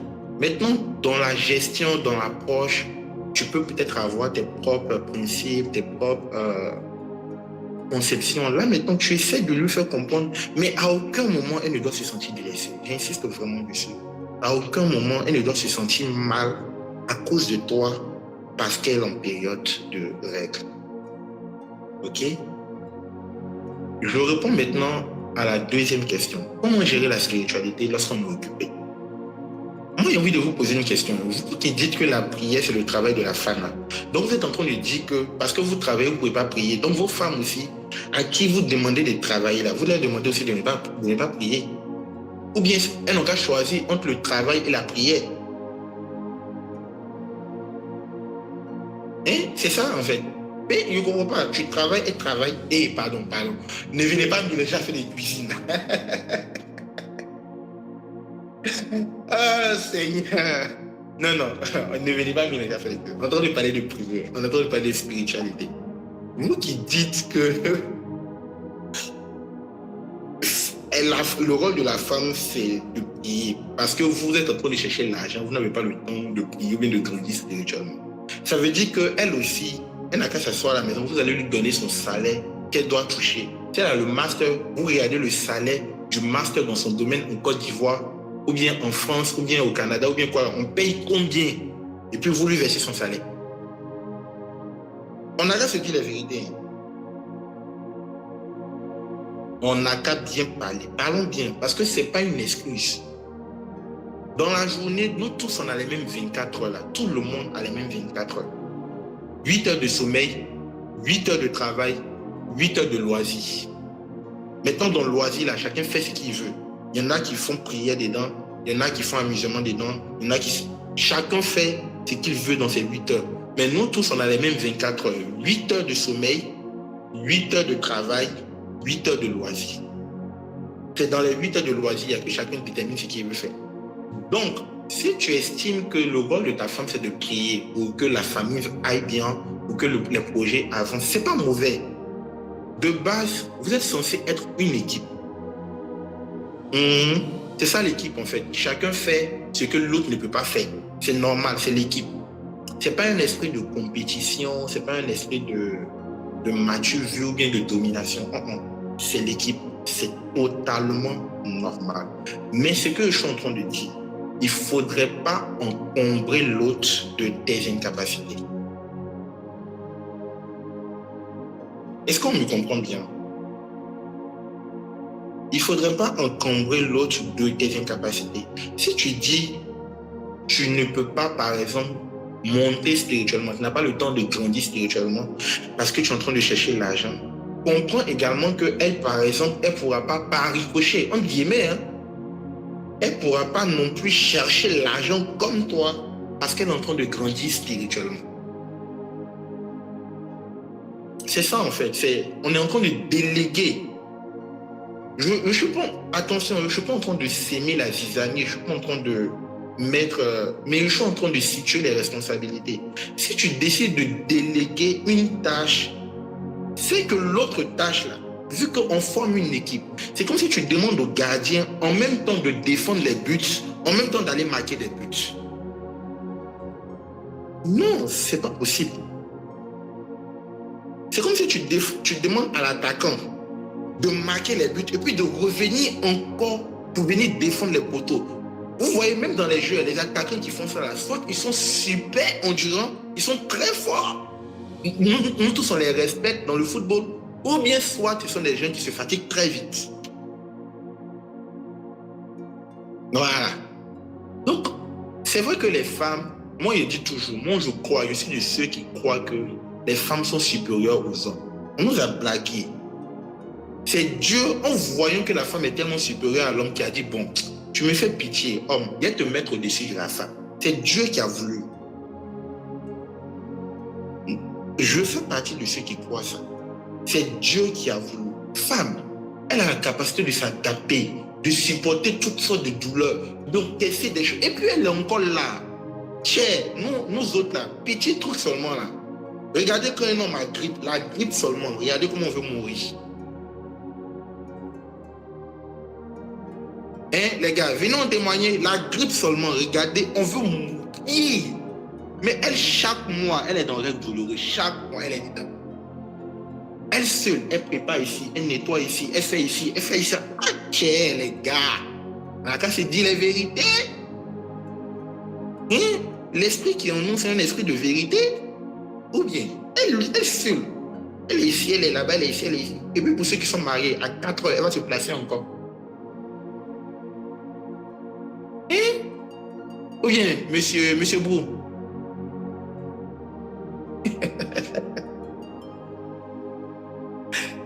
Donc, je veux dire, soyons équilibrés. C'est une équipe. Nous formons une équipe. Quand tu te maries avec une personne, c'est pour former une équipe. Donc, une équipe, là, chacun a... C'est pas une histoire de chacun a ses tâches, mais chacun a son domaine de capacité. Chacun a son domaine de compétence. C'est pas une question de tel travail c'est pour femme, tel travail c'est pour homme. Bon, on suppose une femme qui marie un chef cuisinier. Hein? Donc, le jour où le gars il va préparer pour elle, là, ça veut dire qu'il est bête. Vous voyez que ce sont des logiques qui n'ont plus besoin d'exister en fait. C'est un chef cuisinier. Il sait faire la cuisine, il maîtrise. Quand tu as préparé pour lui, ça ne peut pas être doux comme pour lui. C'est son travail. Et puis, on va dire pourquoi il ne peut pas à la maison. Que non, c'est parce que sa femme le domine. Non, c'est pas intelligent. Tiens, les gars, on a un esprit d'intelligence. Soyons intelligents. Dans le foyer, dans le couple, on répartit les tâches, on répartit les responsabilités, on répartit les devoirs en fonction des compétences et des capacités de chacun. Point final. Point, c'est en fonction de ce que chacun sait faire. Bon, toi tu es là. Si on te dit qu'il faut laver l'assiette, pour ça on va trouver huile dessus. On te dit qu'il faut balayer, on va trouver toile d'araignée derrière toi. Et puis tu dis non, elle a qu'à aller chercher l'argent. Moi aussi, elle m'occuper de la maison. Bon, les gars. Donc voilà un peu ce que je veux vous faire comprendre dans cette histoire-là. C'est pas une question de non, la femme doit faire ci, la femme doit faire ça, les hommes doivent faire ci, les hommes doivent faire ça. Premièrement, un homme doit monter en autorité, toujours. Si tu veux être un homme que ta femme obéit, à qui ta femme obéit, que ta femme respecte, etc., il faut être toujours en train de gagner quelque chose de plus qu'elle. Si ta femme te rattrape et qu'elle te dépasse, c'est pas sa faute, c'est naturellement dans la femme. Un jour, elle va te manquer de respect. Est-ce que quelqu'un a déjà été enseigné par sa femme? Oh, le palabre qui sort de là. Genre, tu ne maîtrises pas quelque chose et puis c'est ta femme qui doit t'apprendre à le faire. Et tu vas penser que non, ce sont les sorciers de ton village qui l'ont envoyé dans ta vie. C'est pas la faute de la femme, c'est comme ça. La femme est conçue pour... Bon, je ne veux pas dire ça, je vais dire ça autrement. La femme, la plupart des femmes, quand elles n'ont pas l'esprit de Dieu, ou quand elles n'ont pas été éduquées à ça, ont une mauvaise gestion du pouvoir. Voilà, c'est ça. La femme a une mauvaise gestion. Naturellement, elle a une mauvaise gestion de l'autorité, le pouvoir. C'est-à-dire qu'elle a le pouvoir, elle a l'autorité. Tout le monde doit savoir qu'elle a le pouvoir, elle a l'autorité. C'est-à-dire, la plupart, naturellement, la femme ne sait pas garder la tête froide. Et je ne suis pas en train de parler d'une histoire de sexe fait, de sexe fort. Je suis en train de parler des capacités biologiques et spirituelles des personnes. C'est comme, naturellement, on dit qu'un homme, il a plus de force qu'une femme. Est-ce que pour ça, quelqu'un doit se sentir menacé? De cette même manière, on doit savoir qu'une femme, naturellement, a une mauvaise gestion du pouvoir. Pour qu'une femme puisse bien gérer le pouvoir, là, le Saint-Esprit doit l'aider. Elle doit avoir des coachs, des mentors, des personnes qui vont lui dire « Ah, fais comme ci, fais pas comme ça, fais pas comme ci. » Donc, un homme qui veut être respecté ne doit pas laisser sa femme le dépasser. C'est-à-dire, si la femme, là, elle monte 2 fois, toi, tu dois monter 4 fois. Si elle monte 6 fois, tu dois monter 10 fois. Elle monte, tu montes. Elle monte, tu montes. Non, c'est toi qui montes et puis elle doit te rattraper même normalement. Amen, amen. Si ta femme apprend une nouvelle langue, parfois là, bon, c'est pas compétition, je ne suis pas en train de dire parce qu'elle a fait ci, tout, il faut faire ça, non. Mais je suis en train de dire, il faut toujours avoir quelque chose qui va faire qu'elle va te regarder devant. Parce que tu es le chef, tu es celui-là à qui Dieu a donné la vision. L'autorité, ce n'est pas dans le crier, ce n'est pas dans le hé, c'est à moi que tu parles, je suis ton camarade. Non. Un chef n'a pas besoin de dire qu'il est chef. Si un chef doit rappeler qu'il est le chef, c'est qu'il n'est plus le chef. Amen, amen. Si un chef doit rappeler qu'il est le chef, c'est qu'en réalité, il n'est plus le chef. Donc, c'est le travail que chaque homme doit faire sur lui. Chaque homme doit toujours chercher à progresser. Je ne parle pas d'argent. Je ne parle pas d'argent. Je parle de... Tu dois devenir chaque jour une meilleure version de toi-même.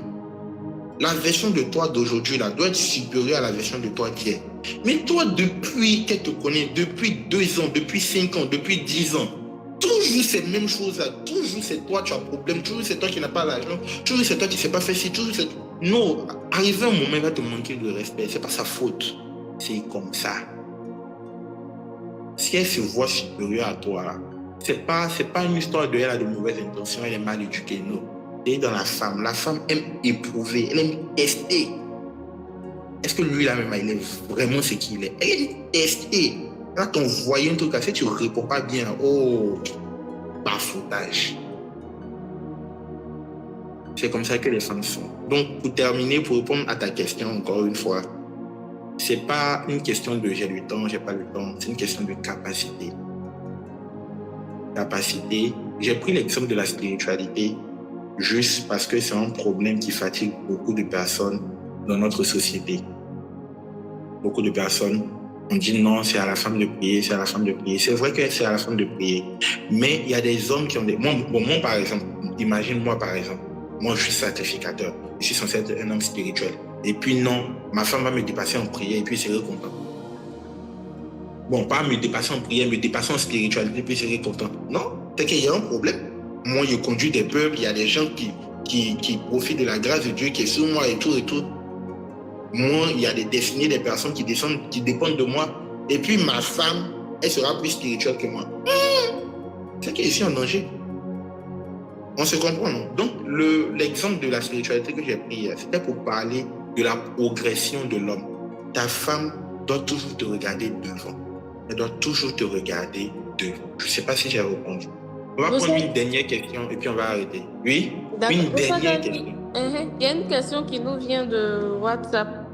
La personne demande comment savoir que lorsqu'il y a des mésententes ou des disputes fortes, c'est le diable qui attaque ou c'est un signe de Dieu? Ça dépend, vous êtes à quel stade de la relation? Ça dépend vraiment. C'est la question que je vais vous poser à la personne. On parle de quel stade de la relation?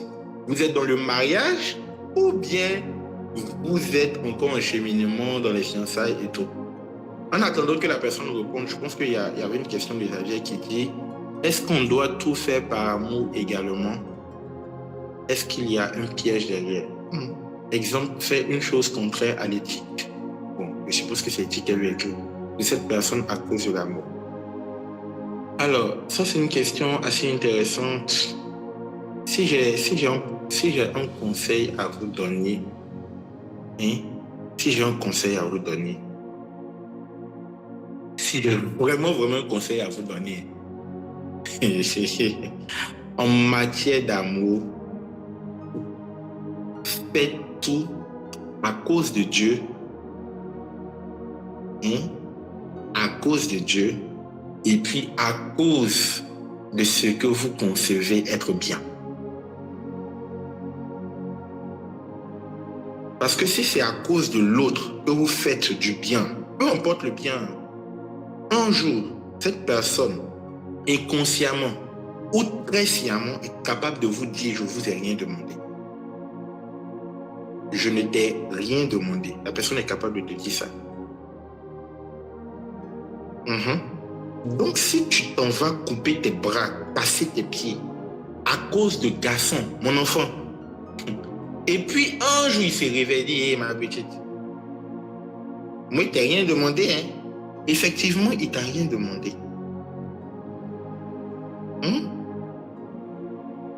Garçon aussi, si t'as payé beaucoup d'argent, ou bien tu t'as construit une maison de ses parents, c'est toi qui payes sa scolarité, c'est toi qui payes. Fais-le juste à cause de Dieu et à cause de toi-même, tes convictions. Mais si tu le fais à cause d'elle, un jour, elle va te dire, mon frère, j'étais dans ma galère ici, il t'a rien demandé. C'est toi qui as dit non, tu vas me sortir de la galère. Tu m'as sorti de la galère, il t'a dit merci. Ou bien ton merci là finit pas. C'est fini. Ou bien, elle va te dire, ou bien ton messie, ça finit pas. Donc toi, quand tu aides quelqu'un, forcément, on doit te marier. Un jour, elle va te dire ça.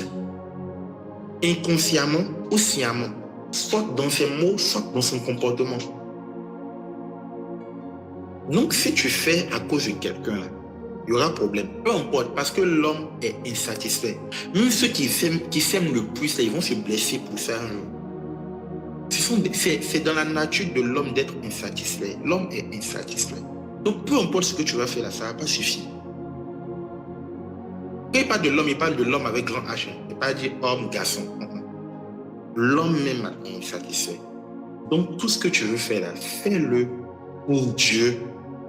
Et puis parce que toi-même, tu en es convaincu. Ça va avec tes convictions. Point final. Sinon, en dehors de ça, là, au bois. Maintenant, si tu regardes aussi que tes convictions, et puis ce que tu as envie de faire pour Dieu, dans la vie de cet homme-là, ou bien dans la vie de cette femme-là, c'est pas beaucoup.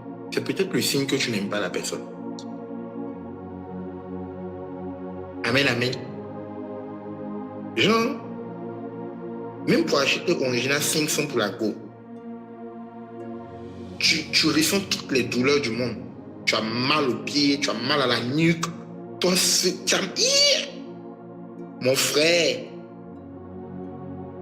Genre de ta tête, tu te dis ça, elle a fini d'acheter. Elle va me dire non, qu'elle n'avait rien demandé, qu'elle avait soif. Je pouvais lui donner l'eau, moi c'est original, il prend. Original 500, d'autant tu réfléchis comme ça. Peut-être que tu n'aimes pas la fille. Il faut libérer la fille. C'est pareil pour les familles.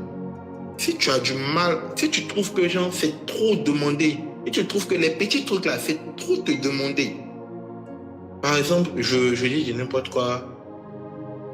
Par exemple, dans le mariage, le gars il arrive à 20h et puis il te dit chérie, vraiment aujourd'hui, c'est foutu, j'ai envie de manger. Peut-être tu as déjà préparé riz. Dans le fond, ça te plaît pas trop. Mais il te dit, hé chérie, pardon. Et puis tu vois qu'il est sincère, tu vois que vraiment, il en a envie. Mais dans ton cœur, tu luttes. Il dit que, on dirait esprit guerrier t'a pris. C'est peut-être le signe qu'il y a un problème. Est-ce qu'on se comprend? Parce que quand on aime, on donne, on se donne, on sacrifie et on se sacrifie. J'ai répondu à ta question, Xavier. Michou, s'il te plaît, est-ce que tu peux reprendre la dernière question? C'est vraiment la dernière question pour aujourd'hui. Vos questions, je ne sais pas. Peut-être envoyer après, je ne sais pas comment on va faire. Oui, Michou, vas-y. D'accord, la personne demande comment savoir que lorsqu'il y a des mésententes ou des disputes fortes, c'est le diable qui agit, qui attaque, ou c'est un signe de Dieu. Maintenant, la personne veut les deux, la réponse dans les deux cas. Soit quand ils sont en cheminement et quand ils sont mariés. Et je commence par le mariage parce que c'est vraiment le plus simple. Logiquement, quand il y a trop de disputes dans un couple,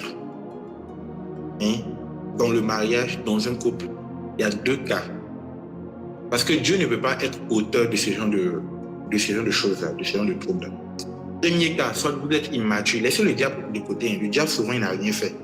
Vous deux, ou bien un parmi vous, là, il y a un qui n'est pas trop intelligent, qui est un peu toc-toc. Quand il y a trop de disputes, laissez le diable, laissez les sorciers. Ils n'ont pas encore agi.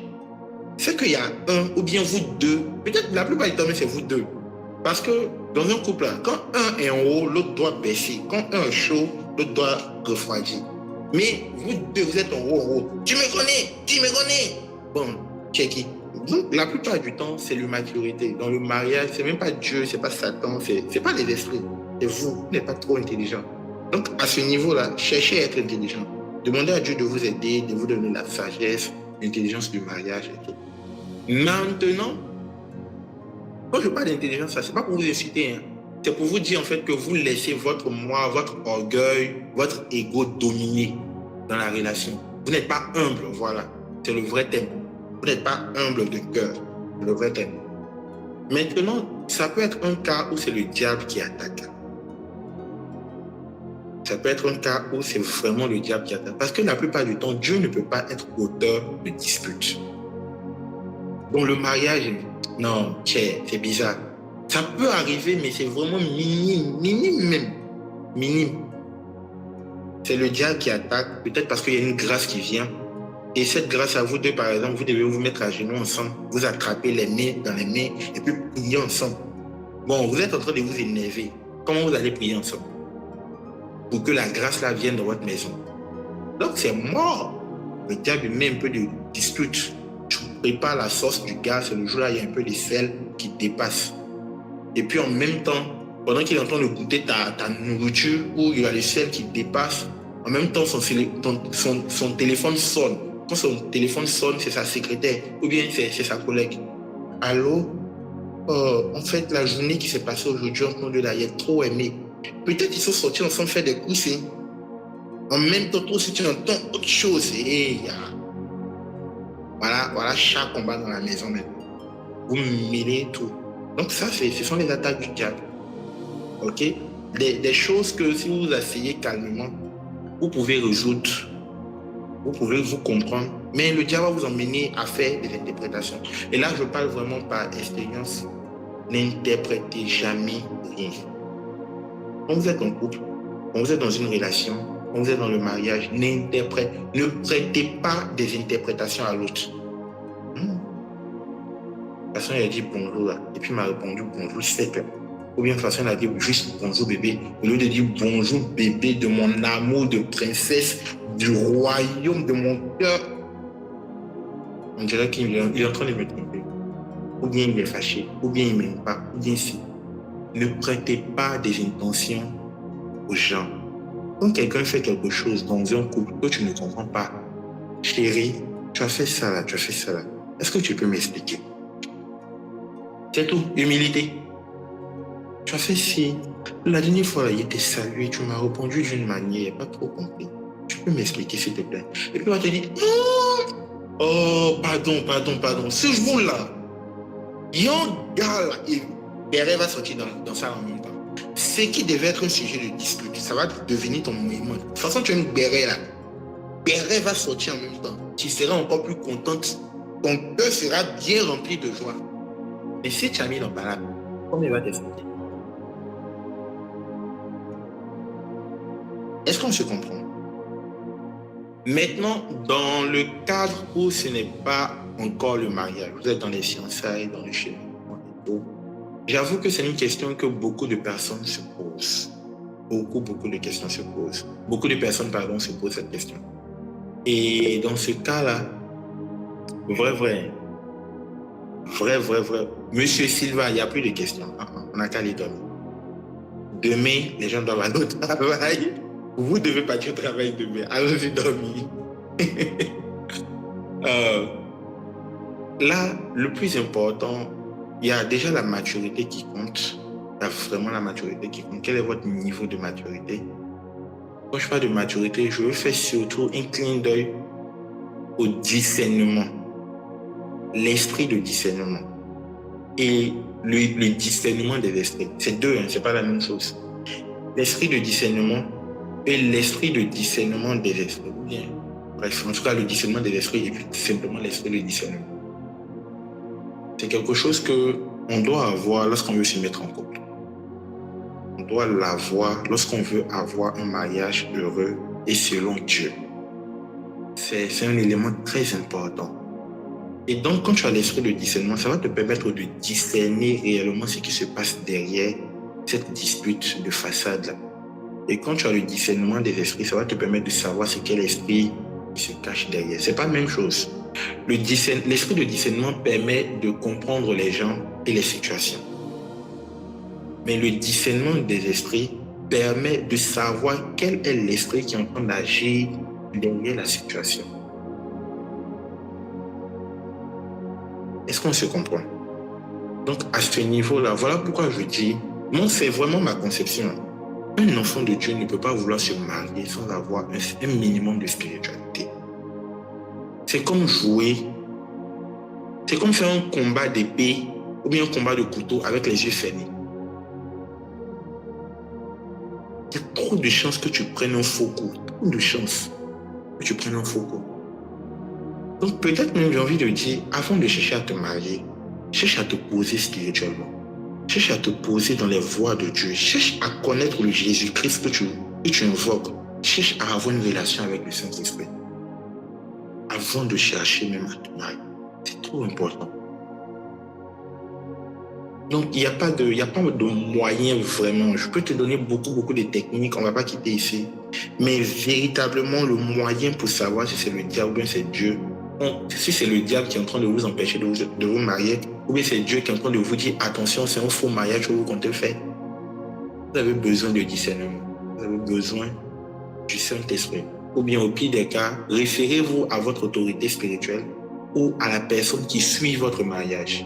Je pense que ça pourrait être un plus. Je ne sais pas si j'ai répondu à la question. Est-ce que c'est bon? Peuple de Dieu, est-ce que c'est bon? Alors que le Seigneur nous bénisse abondamment. Merci à tous d'avoir été présents jusqu'à cette heure. Je sais qu'il est tard. Moi-même, ça fait environ 2 heures que je suis en train de parler. Affaire d'amour et chico. Je prie que le Seigneur nous accorde cette grâce-là, vraiment, parce que c'est une grâce pour d'autres. C'est vraiment une grâce, oui. Étant africain, là, se marier n'est pas facile.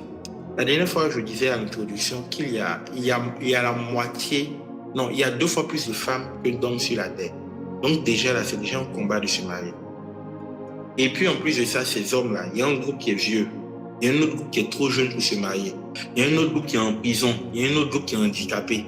Donc, c'est le petit noyau qui est bon, là, qui est disponible pour les femmes. Maintenant, dans les femmes aussi, même s'il y a 2 fois plus de femmes, il y en a, elles ont mauvais comportement.